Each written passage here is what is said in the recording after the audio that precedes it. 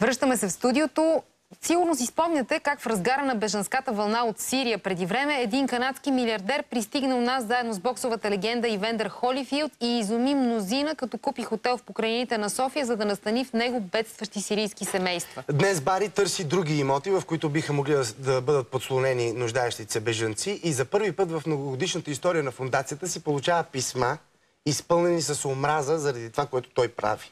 Какво го кара да продължава, защо е избрал да помага точно в България и колко е вложил в начинанието си до сега, ще разберем от интервюто му с Цвета Атанасова.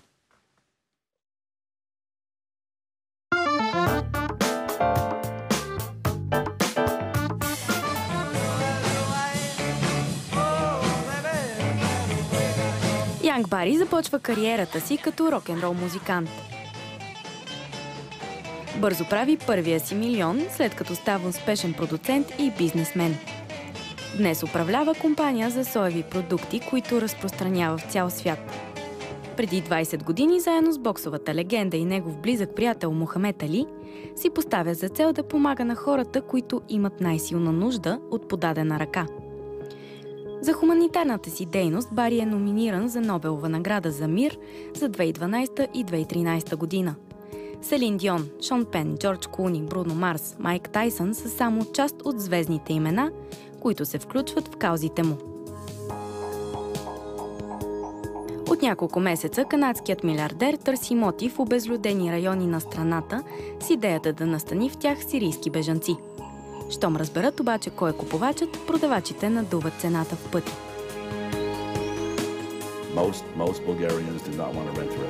Повечето българи не искат да дават имотите си под наем на бежанци. В петък посетихме Вършец. Кметът на града е много отзивчив. Харесахме едно училище и общежитието към него, което ще подпомогнем, като предоставим храна, лекари и медицински сестри. 50 сирийски бежанци ще бъдат настанени там. Те ще са само деца, както и 20 български сирачета. Те ще живеят заедно и съм сигурен, че няма да имат никакъв проблем да общуват помежду си, защото децата са си деца. До този момент Янг Бари е помогнал на стотици бежанци у нас. През ноември миналата година, заедно с шампиона по бокс Ивендър Холифилд, посети няколко бежански лагера, купи бивш хотел в покрайнините на София и настани в него няколко сирийски семейства.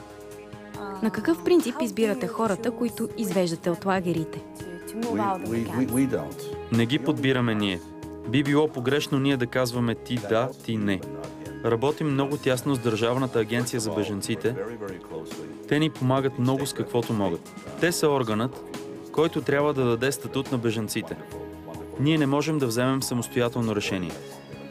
Но при последното ми посещение видях как в една много тясна стая живеят 17 души. Цяло семейство. Беше нехуманно. Беше неделя, звъннахме веднага на председателя на агенцията за бежанците и му казах, че искам да изведа това семейство от 17 души оттам още в същия ден. И успяхме да го направим.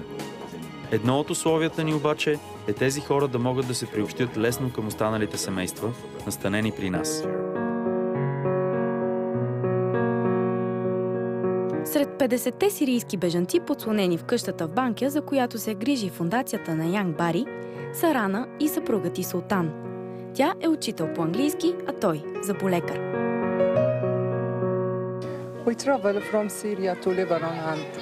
Пътувахме от Сирия до Ливан, а оттам до Турция. От Турция стигнахме до България. В лагера в Овча купел прекарахме една седмица, след което ситуацията там стана непоносима. Много сме щастливи, че попаднахме в тази къща, защото тук имаме всичко, от което се нуждаем. Много добре живеем заедно с останалите семейства. Не сме подложени на студ, нито на глад, имаме всичко. Надяваме се да останем в България. Надяваме се да получим статут и да има работа за мен и съпруга ми. Това е, на което наистина се надяваме. Добър живот за нас в България. Всеки ден учат трите ми деца, както и останалите дечица от къщата на английски.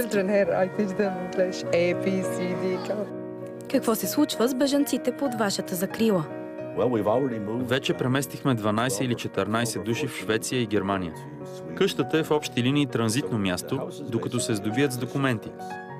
След това ще гледаме да ги преместим в друга страна от Европейския съюз или ако искат да останат в България, Ще се опитаме да ги интегрираме тук, което не е лесна задача. Въпреки че тези хора могат да бъдат полезни на обществото. Те са много добре образовани.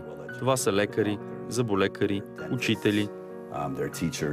Колко сте инвестирали до този момент в проекта за сирийските бежанци в България? Не мога да кажа само за бежанците, защото паралелно се занимаваме и с други проекти, свързани с нуждаещи се, но със сигурност сме похарчили над $1 милион. Защо избрахте да помагате на България? България винаги е била близо до сърцето ми, защото някои от членовете на семейството ми са били спасени тук по време на Втората световна война. Така че страната ви винаги ми е била много скъпа. Освен това, имам бизнес тук. Когато бях на поредното си посещение преди 2 години, осъзнах, че сирийските бежанци са започнали да прииждат към България от Турция и вече наброяват няколко хиляди. Макар това да беше само началото. Днес Бари е изумен от негативните реакции, които го заливат заради опитите си да помогне на бежанците у нас. За първи път в историята на нашата организация получаваме недоброжелателни писма, така че вече сме провокирали негативните нагласи. Аз не търся изява. Ако хората са невежи, то те са малцинство. Това не е мнението на цяла България. Изобщо не ме интересува какво мислят те.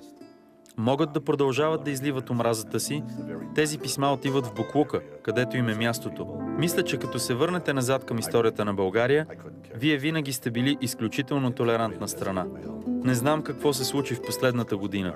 Как ще се развиват проектите ви в България за напред? Много зависи от развоя на събитията в следващите 6 месеца. Зависи и какво ще се случи с войната. От вътрешен източник знаем, че Башар Асад не е в Сирия, не се знае дали е в Русия или в Иран, но със сигурност е извън Сирия. Опитваме се да се срещнем лично с него. Ако нещата са така, както ги предвиждам, може да имаме още една война, подобна на Ирак.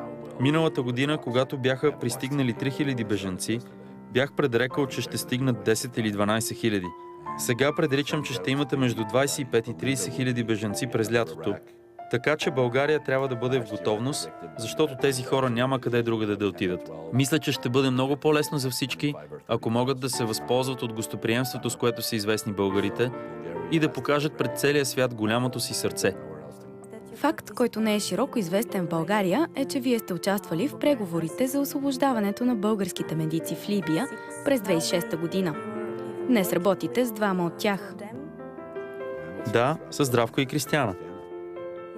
Защо се включихте в този случай тогава? Защото бяха в беда. Случи се, тогава бях в Либия и то заедно с Мохамед Али. А когато си с Мохамед Али, особено в Ислямска държава, можем да се срещнем с когото пожелаем. Така успях да се видя с Кадафи. След това се връщах в Либия още 6 пъти, този път без Мохамед. Бях там и когато госпожа Саркози беше на посещение. Лично с Муамар Кадафи се срещнах 3 пъти.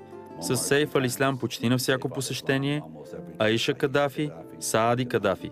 Реших да помогна, защото медиците бяха невинни жертви, а отгоре на всичко бяха българи. И си казах, че така и така съм там, а българите са ми помогнали в миналото, защо да не им помогна и аз? Освен това, се прави една огромна грешка, като се говори за случая с медиците в Бенгази, защото хората забравят Здравко. А този човек е прекарал 4 години като затворник, той стана мой приятел там. Отказа да напусне Либия преди останалите медици да бъдат освободени. Винаги се говори за 6-мата от Бенгази. Пропускат един. Замислям в бъдеще да му помогна да напише своя биография. Вече привлякахме 2 журналисти, които вероятно ще участват в написването й. След това ще продуцирам филм по книгата, защото неговият филм е истинският филм.